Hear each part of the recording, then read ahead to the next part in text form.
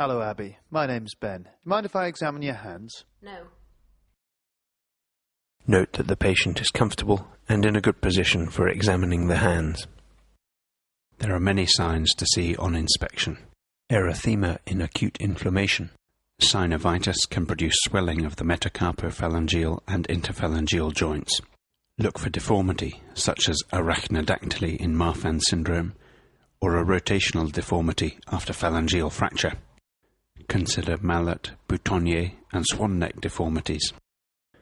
Dupuytren's contracture can cause fixed flexion of the metacarpophalangeal and interphalangeal joints of the ring and little fingers. Look for the subluxation and deviation of the wrist and metacarpophalangeal joints seen in rheumatoid arthritis. Look also for extra-articular signs of disease, such as small muscle wasting, vasculitis of the fingers, palmar erythema, or nail changes in psoriasis. Check the proximal extensor surface of the forearms for rheumatoid nodules. Just going to feel along your fingers. Let me know if it's sore.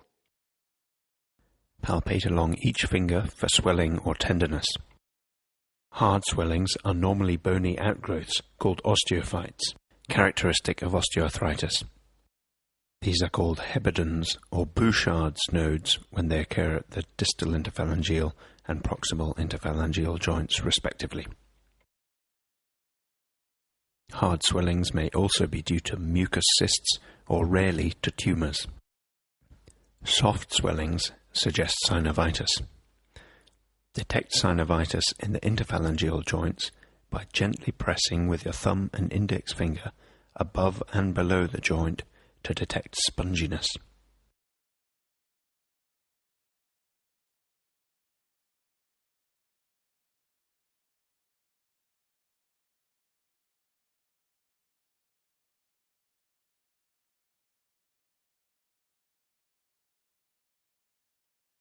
Palpate around the wrists for swelling or tenderness. Osteophytes at the thumb carpometacarpal joint can cause squaring of the wrist.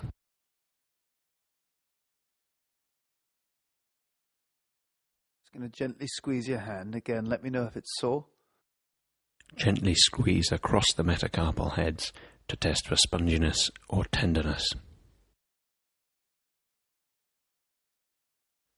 Palpate the flexor tendon sheaths in the hands and fingers to detect local swellings or tenderness. Also feel for thickening in the palmar fascia. If you detect any swelling, look for triggering or locking during extension of a flexed finger.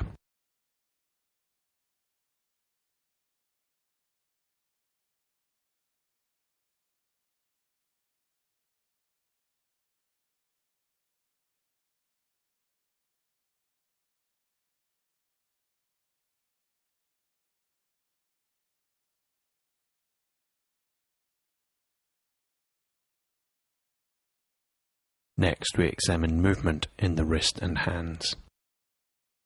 Can you just make a fist for me and straighten your fingers out? To detect crepitus, place your index finger across the dorsum of the patient's fingers while they flex and extend them.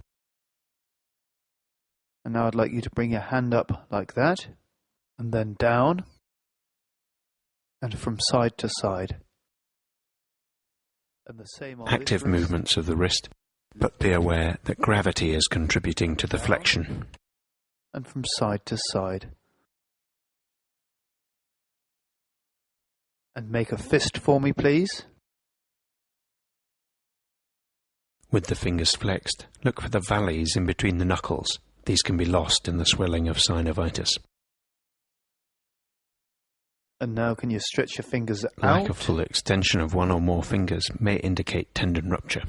And I'd like you to squeeze. Test grip strength with two of your fingers inserted into their palm from the thumb side. And now touch each finger with your thumb, like so.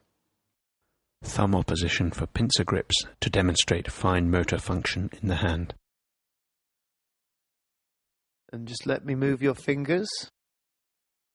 Investigate flexor tendon sheath abnormalities by passive movements of the fingers to see if you can elicit triggering or crepitus. Triggering is caused when a localized tendon swelling jams in one of the so-called pulleys that guide the flexor tendons. And the same on this hand.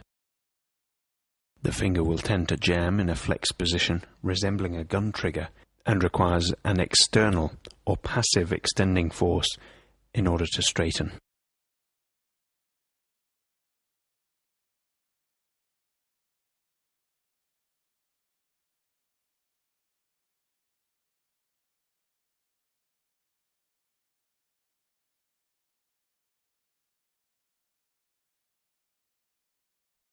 And now can I ask you to press your hands together like that and make a prayer sign? This is a good test for the range of passive wrist extension.